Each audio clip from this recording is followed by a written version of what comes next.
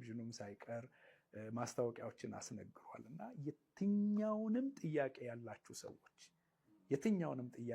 ሰዎች ለእግዚአብሔር ደብዳቤ ጻፉና ኑ ይላል። በቃ እርግጠኛ ሆኖ ነው እግዚአብሔር ለጥያቄዎቻችሁ መልስ አለው። እግዚአብሔር ጥያቄዎቻችሁን እኔ አይደለም እግዚአብሔር ነው የሚያነበው። ስለዚህ ደብዳቤ ይዛችሁ የራሳችሁን ሚስጥር ጽፋችሁ ኢቭን ሚስት የጻፈችውን ባል የጻፈውን ደግሞ ሚስት አይወቅ በሚስጥር ያዙና ኑ ጉባኤ ተባለ እና ይሄ ሰውዬ በኮንፊደንስ እንዲህ የሚናገረው በቃ የሆነ ነገር ቢኖር ነው በሚል ነገር እኔም ደብዳቤ ጽፌ ሄድኩ። ኦኬ ለእግዚአብሔር ደብዳቤ ጽፌ ምንድነው ዓላማው? ደብዳቤውን ይዘህ ስትሄድ እግዚአብሔር እንዲያነበው ነው ወይስ እስራኤል ዳንሳ እግዚአብሔር ደብዳቤያችንን አንብቦ ለኔ ይነግረኛል ነው? በነብዩ በኩል በነብዩ በኩል ደብዳቤያችንን እግዚአብሔር እያነበበው ከነመልሱ እንደሚነግረን ነው። ገብቷል። ከዛ ሄድን፣ ጉባኤ ውስጥ ቁጭ አልኩኝ። ደብዳቤን ይዣለሁ።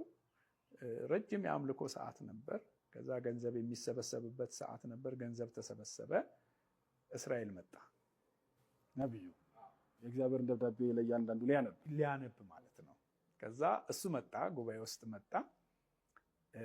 ጩኸቱ ይዘገንናል። በቃ እሱ ሲመጣ ሌላ ተአምር የመጣ ነው የሚመስለው። በቃ ልክ ህዝቡ ጌታን ያገኘ ነው የሚመስለው። በቃ ጩኸቱ ጩኸት አይደለም። እሱን ለመንካት የሚደረግ ርብርብ ራሱ ቀላል አይደለም። ከዛ አሸሮች አሉ፣ እነሱ አረጋግተው እሱ ቦታውን ያዘ። ከዛ አምልኮ እንደገና ተጀመረ። እሱ ባለበት ተቆየ። ወደ አገልግሎት ተገባ። ያው ድንቅ ነው የሚለው ሞቶ ነች። ድንቅ ነው። ዛሬ እንግዲህ ሁላችንም ለእግዚአብሔር ደብዳቤ ጽፋችሁ እንደመጣችሁ እርግጠኛ ነኝ። ዛሬ ደብዳቤያችሁ የሚነበብበት እግዚአብሔር መልስ የሚሰጥበት ቀን ነው ብሎ እርግጠኛ ሆኖ ነው የሚያወራው። ጉባኤው ትልቅ ጉባኤ ነው። በጣም ብዙ ህዝብ አለ። ይሄ እንግዲህ የት ነው? አዋሳ ነው። ደብዳቤያችሁን ይዛችሁ ወደፊት ነው አለ። ሰው ግር ብሎ ወደፊት ሄደ። የተወሰነው እንዲመለስ ተደረገ። በዛ ሰው መድረኩ ስር ሰው በዛ። ሰው በቃ ኦርደር ይዞ እንዲሰለፍ ተደረገ። እሱ መድረክ ላይ ነው ያለው። የዚህን ጊዜ እነኚህ ዲያቆናቱ አሸር የሚባሉት ካስተካከሉለት በኋላ ሰው እንትን ካለ በኋላ ወደ አገልግሎቱ ገባ። አውጡ ደብዳቤያችሁን ያዙ ተባለ። ደብዳቤያቸውን ያዙ ሰዎች፣ የወጡት ሰዎች አስተካክለው ያዙ። እሱ መድረክ ላይ ነው ያለው። ደብዳቤውን የሚያዩት እነሱና ማይክ ይዞ የቆመው ሰውዬ ነው። ለምሳሌ አሁን ቴዲ ደብዳቤን ከያዝክ አጠገብህ ማይክ ይዞ የሚቆም ሰው አለ። ከ1 እስከ 10 ከሆነ በትክክል እስራኤል ማንበብ ጀመረ። ኦኬ መድረክ ላይ ነው ማለት ነው። ሰውየው ይዞ የቆመውን ደብዳቤ እሱ ከመድረክ ያነበዋል። ኦኬ እሱ መድረክ ላይ ያነበዋል። ከዛ ጩኸት ነው። እዚህ ጋር ያለው ሰውዬ ደብዳቤው እየተነበበለት ያለ ሰውዬ ደብዳቤው ሚስጥሩን የሚያውቀው እሱ ነው። የጻፈውን የሚያውቀው እሱ ነው። እሱና እግዚአብሔር ናቸው የሚያውቁት። ገብተዋል። ይሄንን ሚስጥር አንድ ሰው ነብይ የተባለ ሰው መድረክ ላይ ቆሞ ሲያነብለት ይደነግጣል፣ ይወድቃል። እኔም በሆነ አደርገዋለሁ። ገብተዋል። ይሄ እዛ ጋር ሙሉ ለሙሉ ስሜትህን ነው የሚቀይረው። ፍርሃትም ሁሉ ሊመጣብህ ይችላል። ስለዚህ ተራ ቁጥር 1 ላይ እንዲህ አይደለ የጻፍሽው? አዎ የእግዚአብሔር ሰው ድንቅ ነው ይላል። እዚህ ጋር ማይክ ይዞ ይመሰክራል። እዚህም 2ኛ ላይ እንዲህ 3ኛ እስቲ ዘልዬ ላንበው 8ኛ ላይ እንዲህ አይደለ የጻፍሽው? የዚህን ጊዜ ህዝብም ይጮሃል። ደብዳቤዋ የተነበበላት ሴት አዎ የእግዚአብሔር ሰው ብላ ስትል ህዝቡም በቃ እንትን ይላል እያለ 1-2 ሰው እንዲህ እየተነበበ መጣ። ይሄ ነገር እኔም ፍርሃት ፈጠረብኝ። እውነት እግዚአብሔር እንዲህ እየሰራ ነው የሚል ነገር እንትን አለ። ኋላ ላይ አንድ ነገር ገባን። ክሬን ካሜራ ታውቃለህ? አዎ ይሄ ከፍ ብሎ አንድ ሰው ቁጭ ብሎ ድራይቭ ያደርገዋል። ካሜራው ጉባኤ ውስጥ እንደዚህ እየዞረ እንትን ይላልና ይሄ ክሬን ካሜራውን ድራይቭ የሚያደርገው ሰውዬ ቀጥታ ፎከስ አድርጎ ደብዳቤው ላይ ነው ፎከስ። ማንም ልብ አይልም። ደብዳቤው ላይ ነው እንዲህ ፎከስ ያደርጋል። ልጆቹ የሰለጠኑ ናቸው፣ ባለሙያዎች ናቸው።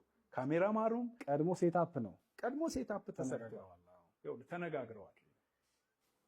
አንባቢው ራሱ የሚቆመው ለካሜራ በሚመች ቦታ ላይ ነው እንዲቆም ይደረግ። እሱ አንባቢው የሚያውቀው ነገር የለም። እንትኑ ይሄ ደብዳቤውን የጻፈው ሰውዬ የሚያውቀው ነገር የለም። ነው። አስተናጋጆቹ እዛ ቦታ ውስጥ ያቆሙታል። ለካሜራው የሚመች ቦታ ያቆሙታል። የሚመች ቦታ አቁመውታል። የሚገርምህ ነገር እዛ ጋር አቁመውታል።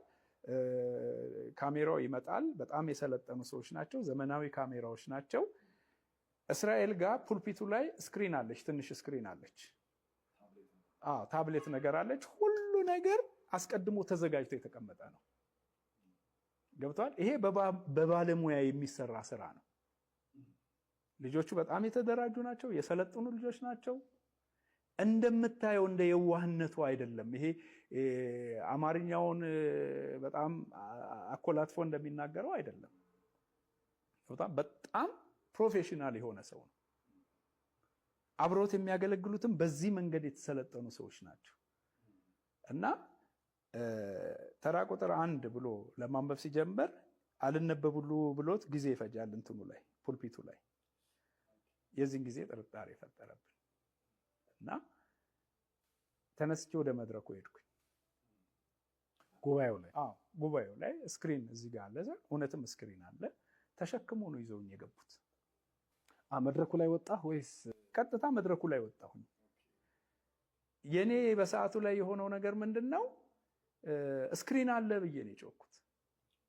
አዳራሹ እየሰማ ይሄ አሁን የኔ ድምጽ ሳይሆን የነሱ ነው የሚሰማው። የኔን አካሄድ ነው የምነግርህ። ያጠቃ እንደመጣ አይነት ሰው ነው የተቆጠርኩት።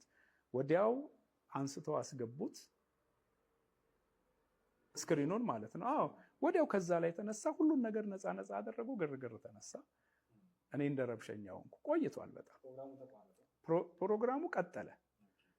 ገብቷል። እዛ ጋር ያለችው ግርግር ወዲያው እንድትቋረጥ ተደረገች።